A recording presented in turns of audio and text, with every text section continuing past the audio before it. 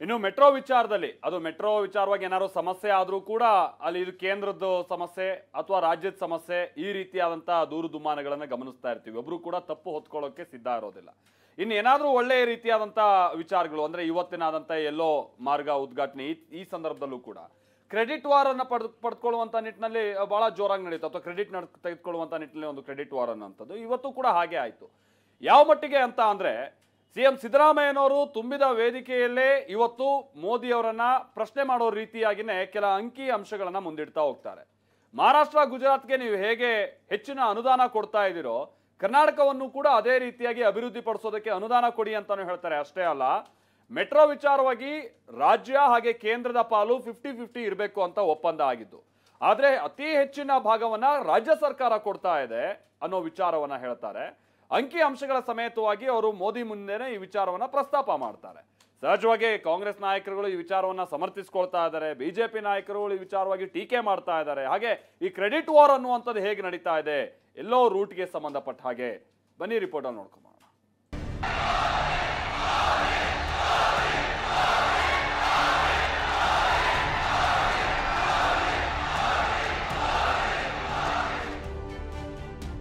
Metro ವಿಚಾರದಲ್ಲಿ BJP ಕೈ ಮಧ್ಯೆ ಕ್ರೆಡಿಟ್ ವಾರ್.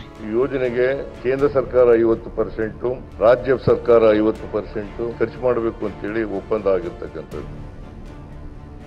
ರಾಜ್ಯ ಸರ್ಕಾರವೇ ಹೆಚ್ಚು ನೆರವು ಎಂದ ಸಿದ್ದರಾಮಯ್ಯ.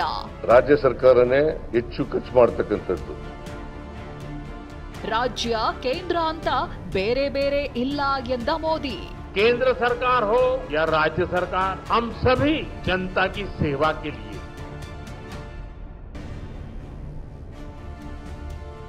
ಹಳದಿ ಮೆಟ್ರೋ ಏನು ಉದ್ಘಾಟನೆಯಾಗಿದೆ, ನಾಳೆಯಿಂದ ಜನಸಾಮಾನ್ಯರು ಓಡಾಡಲಿದ್ದಾರೆ. ಆದ್ರಿದೀಗ ಮೆಟ್ರೋ ವಿಚಾರದಲ್ಲೇ ಕೇಂದ್ರ ರಾಜ್ಯ ಸರ್ಕಾರದ ಮಧ್ಯೆ ಕ್ರೆಡಿಟ್ ವಾರ್ ಜೋರಾಗಿ ನಡೆಯುತ್ತಿದೆ. ಅದ್ಯಾವ ಮಟ್ಟಿಗಂತೀರಾ? ವೇದಿಕೆಯಲ್ಲಿ ಪ್ರಧಾನಿ ಮೋದಿ ಎದುರೇ ಸಿಎಂ ಸಿದ್ದರಾಮಯ್ಯ ರಾಜ್ಯ ಸರ್ಕಾರವೇ ಹೆಚ್ಚು ಖರ್ಚು ಮಾಡಿದೆ ಅಂತ ಘಂಟಾಘೋಷವಾಗಿ ಹೇಳಿದ್ರು. ಕೇಂದ್ರ ಸರ್ಕಾರ ಮತ್ತು ರಾಜ್ಯ ಸರ್ಕಾರಗಳ ಸಹಯೋಗದೊಡನೆ ನಡೀತಾ ಇರ್ತಕ್ಕಂಥ ಯೋಜನೆ.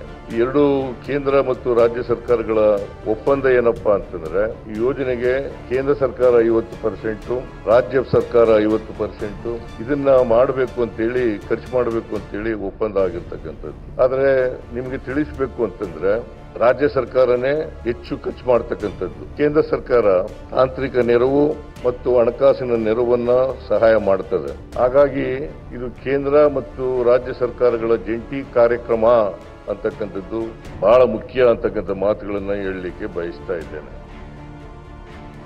ಇದಿಷ್ಟೇ ಅಲ್ಲ, ನಮ್ಮ ಮೆಟ್ರೋಗೆ ರಾಜ್ಯ ಸರ್ಕಾರದ ಪಾಲು ಹೆಚ್ಚಿದೆ ಅಂತ ಇಂಚಿಂಚು ಲೆಕ್ಕಾಚಾರವನ್ನ ಮೋದಿ ಮುಂದೆ ಸಿಎಂ ಸಿದ್ದರಾಮಯ್ಯ ಇಟ್ರು.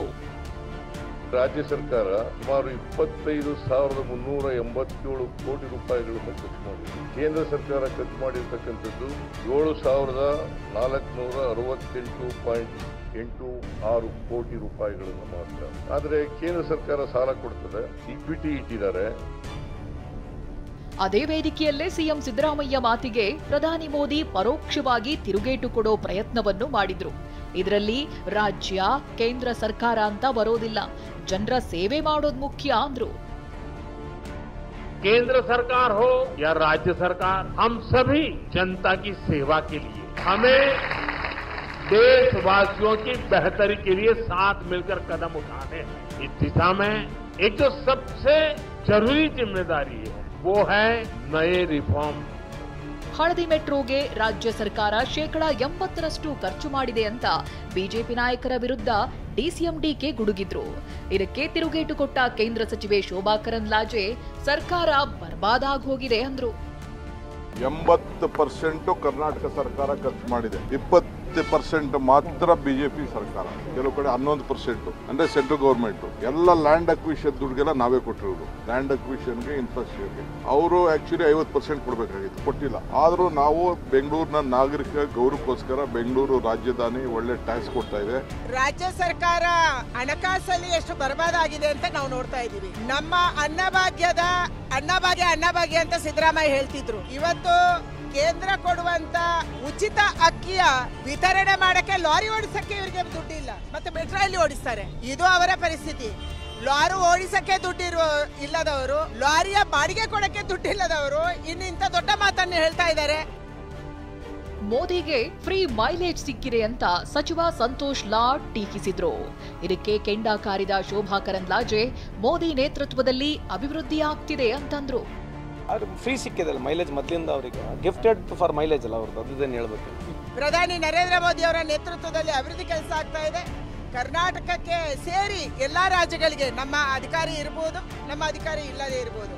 ಕೇರಳದಲ್ಲಿ ಎಂದೂ ನಮ್ಮ ಅಧಿಕಾರ ಬಂದಿಲ್ಲ, ತಮಿಳುನಾಡಲ್ಲಿ ಇಲ್ಲ, ಕರ್ನಾಟಕದಲ್ಲಿ ಇಲ್ಲ. ಆದ್ರೂ ಕೂಡ ಅಭಿವೃದ್ಧಿ ಕೆಲಸವನ್ನ ಮೋದಿ ಅವರು ಮಾಡ್ತಾ ಇದ್ದಾರೆ. ಇನ್ನು ಸಚಿವ ಎಂಬಿ ಪಾಟೀಲ್, ವಿಜೇಂದ್ರ ಮಧ್ಯೆಯೂ ಟಾಕ್ ಫೈಟ್ ನಡೆಯಿತು. ಈ ಮೆಟ್ರೋ ವ್ಯವಸ್ಥೆಯಲ್ಲಿ ರಾಜ್ಯದಲ್ಲಿ ಏನಾಗ್ತದೆ, ರಾಜ್ಯ ಮತ್ತು ಕೇಂದ್ರ ಸರ್ಕಾರ ಪಾಲಿರ್ತದೆ. ಬರೀ ಮೋದಿಯವ್ರ ಕೊಡುಗೆ ಇದ್ದರೆ, ಸೆಂಟ್ರಲ್ ಗೌರ್ಮೆಂಟ್ ಪಾಲಿದ್ರೆ ಅದು ಒಂದು ಮಾತು ಬೇರೆ. ಅದು ಸೆಂಟ್ರಲ್ ಗೌರ್ಮೆಂಟ್ ಪಾಲ್ ಇದ್ರೂ ಕೂಡ ಅವ್ರೇನು ಮನೇನು ಕೊಡ್ತಾರ, ನೋಟ್ ಪುಟ್ಟಿಂಗ್ ಮೆಷಿನ್ ಇದೆಯಾ ಅವ್ರಿಗೆ? ರಾಜ್ಯ ಸರ್ಕಾರ ಕ್ರೆಡಿಟನ್ನು ತಗೊಳ್ಳೋದನ್ನು ಬಿಟ್ಟು ಬೆಂಗಳೂರಿನ ರಸ್ತೆಯ ಪರಿಸ್ಥಿತಿ ಏನಾಗಿದೆ ಅಂತೇಳಿದ್ದು ಅವರು ಕೂಡ ಗಮನಿಸಬೇಕು. ರಾಜಕೀಯ ಇಚ್ಛಾಶಕ್ತಿಯ ಕೊರತೆ ಹಿಂದಿನಿಂದಲೂ ಕೂಡ ಯಾವ್ಯಾವ ಸರ್ಕಾರಗಳು ರಾಜ್ಯದಲ್ಲಿ ಆಡಳಿತ ನಡೆಸಿದೆ, ಒಂದು ದೂರದೃಷ್ಟಿತ್ವ ಇಟ್ಕೊಂಡು ಯಾವತ್ತೂ ಕೂಡ ಯೋಚನೆ ಮಾಡಿಲ್ಲ. ಮೆಟ್ರೋ ಕ್ರೆಡಿಟ್ ವಾರ್ ಮಧ್ಯೆ ವೇದಿಕೆ ಕಾರ್ಯಕ್ರಮದಲ್ಲಿ ಕುತೂಹಲಕಾರಿ ಬೆಳವಣಿಗೆಗಳು ನಡೆದವು. ಪ್ರಧಾನಿ ಮೋದಿ ಮತ್ತು ಡಿಸಿಎಂ ಡಿಕೆ ಶಿವಕುಮಾರ್ ಗುಸುಗುಸು ಮಾತನಾಡಿದ್ರು. ಮೋದಿ ಮತ್ತು ಡಿಕೆ ನಡುವಿನ ಮಾತು ತೀವ್ರ ಕುತೂಹಲ ಕೆರಳಿಸಿತು.